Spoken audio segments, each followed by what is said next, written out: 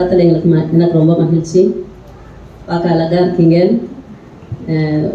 எல்லாரோட போதே ரொம்ப பூரிப்பும் ரொம்ப சந்தோஷமும் தெரியுது. அதனால் எனக்கு ரெட்டிப்பு சந்தோஷம்.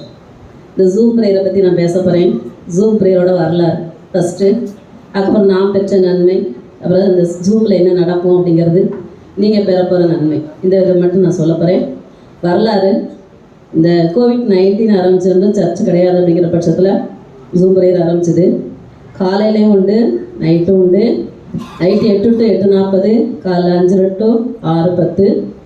அந்த டைமில் பாஸ்டர் ஜெபிப்பாங்க, பாஸ்டர் தான் ஆரம்பித்து வைப்பாங்க. அதுக்கப்புறம் சர்ச்சை ஆரம்பித்ததுக்கப்புறம் 7 நாளும் உண்டு.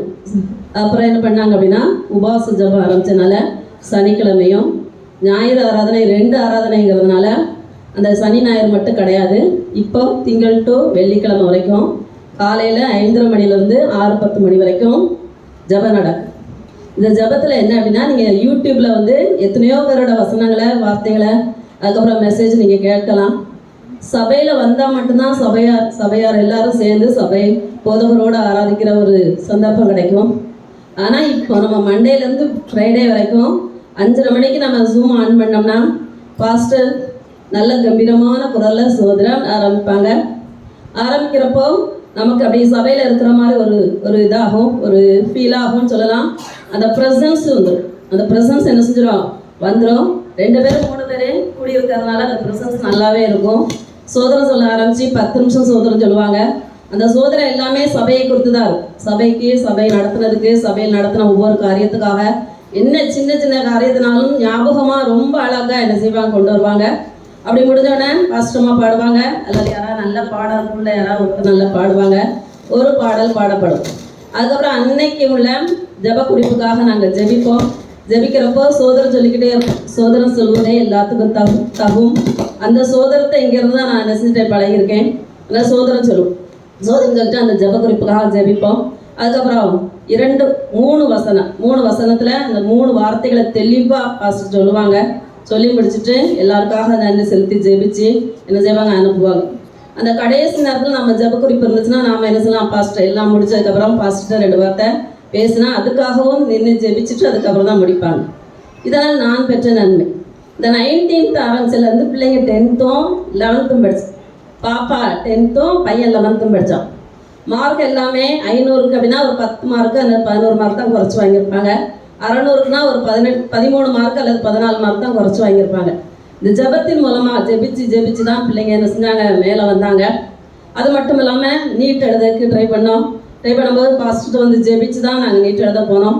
ஒவ்வொரு முறையும் ஜெபிப்போம். ஜெபிச்சு 2 பிள்ளைகளும் ஃபஸ்ட் அட்டம்ப்ட்லேயே கிடச்சிது. நீட்டில் 2 பிள்ளைங்களும் படிக்கிறாங்க. First year, second year, third year அப்படி படிக்கிறப்போ 1 மார்க்கு, 5 மார்க்கு, 10 மார்க்கு தான் கொஸ்டின். 10 கொடுத்து 3, 10 கொடுத்து 5, 10 கொடுத்து அந்த சாய்ஸே கிடையாது. மொத்தமாக பெரிய புக்கு படிக்கணும். அந்த படிக்கிற புக்கில் சாய்ஸே இல்லாமல் கொஸ்டின் கேட்பாங்க. முடிஞ்சால் எழுத முடியும், இல்லைனா என்ன செய்ய முடியாது, எழுத முடியாது. அந்த சூழ்நிலை ஃபஸ்ட் இயர் கம்ப்ளீட் பண்ணால் தான் செகண்ட் இயர்க்குள்ளே போனோம். ஒரு அட்டம்ப்ட் கொடுப்பாங்க. ஒரு அட்டம்ப்ட்னா ரீடெஸ்ட் 1 எழுதலாம். அதுலேயும் கிடைக்கலன்னா ஃபஸ்ட் இயர் பிள்ளைங்க அடுத்த ஃபஸ்ட் இயர் கூட என்ன செய்யணும், செகண்ட் இயர் போகாமல் ஃபஸ்ட் இயர் கூட படிக்கணும். அப்பவும் தொடர்ந்து ஜெபிச்சு தான் என்ன செஞ்சோம், அடுத்தது கொண்டு வந்தோம். இப்போ 2 பிள்ளைங்களும் 4th இயர் அப்படிங்கிறப்போ பையனுக்கு பொண்ணுக்கு 1 வயசு தான் வித்தியாசம். அந்த தேர்ட் இயர் 1.5 வருஷம், அந்த 4th இயர் 1.5 வருஷங்கிறதுனால பையனும் 4th இயரில் தான் இருக்கா, பாப்பாவும் 4th இயர் தான் இருக்கு. மட்டும் கையை பிடிச்சி என்ன செஞ்சதை கடவுள் நடத்தினாரு. போதகரோடு சேர்ந்து தான், வேற எதுவும் இல்லை. அது மட்டும் இல்லாமல் எனக்கு கால் திடீர்னு என்ன செஞ்சு வலிச்சு கால் நடக்க முடியாமல் கஷ்டப்பட்டேன். அப்பவும் தொடர்ந்து ஜெபிச்சு தான் என்ன செஞ்சோம் வந்தோம். இப்போவும் ஒரு வாரத்துக்கு முன்னால் இந்த ஜூம் ப்ரேயர் முடியறதுக்கு முன்னால் போன செவ்வாய்க்கிழமை எங்கள் பெரியத்தானுக்கு வந்து ஹார்ட் ப்ராப்ளம்ட்டு ஜெபிச்சாங்க. இப்போவும் நார்மலாக கிருபை தந்தார். பிளாக் அதிகமாக இல்லாமல் ஆன்ஜியோ மூலமாக டெஸ்ட்டு பார்த்துட்டு ஈஸியாக ஒன்றும் பிரச்சனை இல்லை அப்படின்னு சொல்கிற அளவுக்கு கிருபை நடத்தினார். 76 வயசு ஆகிட்டு. அதனால் எல்லாரும் ஆச்சரியப்படத்தக்க என்ன செஞ்சாங்க, கிருபை கொடுத்தாங்க. சரி, இந்த ஜபத்தை எல்லாத்தையும் நான் உங்களுக்கு சொல்லிட்டேன். அந்த 40 நிமிஷத்தில் நாங்கள் 500 தாண்டி சோதரம் சொல்லிடுவோம். அதுக்கப்புறம் மனுஷங்கள் பாடுள்ள மனுஷங்க தான், வருத்தங்கள் கஷ்டங்கள் வரும். அன்னைக்கு சொன்ன ஜப குறிப்பு ப்ளஸ்ஸு அன்னைக்கு நடத்தின அந்த வசனங்கள் மட்டும்தான் எனக்கு மனசில் ஓடிக்கிட்டே இருக்கும். நான் வேலை ஸ்தலத்துலனாலும் சரி எங்கனாலும் சரி அதை சொல்லி சோதரம் சொல்லிக்கிட்டே இருப்பேன். அந்த ஜபத்தோட என்ன செய்வேன், சோதரம் சொல்லிகிட்டே இருப்பேன். அதனால மற்ற பாடுகள் கூட மற்ற கவலைகள் இல்லாம இந்த ஜபத்தின் மூலமாவே என்ன செய்தார், தேவன் என்னை நடத்தினார். நீங்களும் என்ன செய்யுங்க, கட்டாயம் இந்த ஜபத்துல சேருங்க. எல்லாரும் ஜூம் அதாவது நெட்டு வச்சிருக்கிற இந்த டச் ஸ்கிரீன் வச்சிருக்க செல்போன் வச்சிருக்கவங்க எல்லாரும் கட்டாயம் சேருங்க. சேரும்போது உங்களுக்கு அபரிதமான ஆசீர்வாதத்தை கடவுள் கொடுப்பார். அனுகிரகமா உங்களையும் உங்க பிள்ளைங்களையும் 1000 தலைமுறை மட்டும் இறக்க செய்கிறவராக இருக்கிறார். நடத்துறவரை பத்தி ஒரே ஒரு வார்த்தை சொல்லிடுறேன். இந்த எபிரேயர் வச்சுதான் என்ன சொன்னாங்க, எங்களுக்கு வேத பாடத்துல சொன்னாங்க. இந்த எபிரேயர் 13:17 உங்களை நடத்துகிறவர்கள் அப்படின்னா உங்க போதகர் உங்கள் ஆத்துமாக்களுக்காக உத்தரவாதம் பண்ணுகிறார். உங்க ஆத்மாக உத்தரவாதம் பண்ணா எங்கேயும் வழிவிலைக்கு போகாதபடிக்கு எப்போதும் உங்க மேல் நோக்கமா இருக்கிறாங்க. விழித்திருக்கிறவர்கள் அப்படின்னால்னா எப்பெல்லாம் அவங்களுக்கு டைம் இருக்கோ, எப்போது 24 மணி நேரம் உங்க சிந்தனை தான். உங்க பிள்ளைங்க அவங்க பிள்ளைங்கள கூட கிடையாது. உங்க பிள்ளைங்க உங்களோட நலனுக்காக மட்டுமே என்ன செய்யறாங்க, விழித்திருக்கிறபடினால் அவர்கள் துக்கத்தோட அல்ல, நமக்காக வருத்தப்பட்டு என்ன செய்யக்கூடாது, அவங்க விழித்திருந்து உத்தரவாதம் பண்ணக்கூடாது.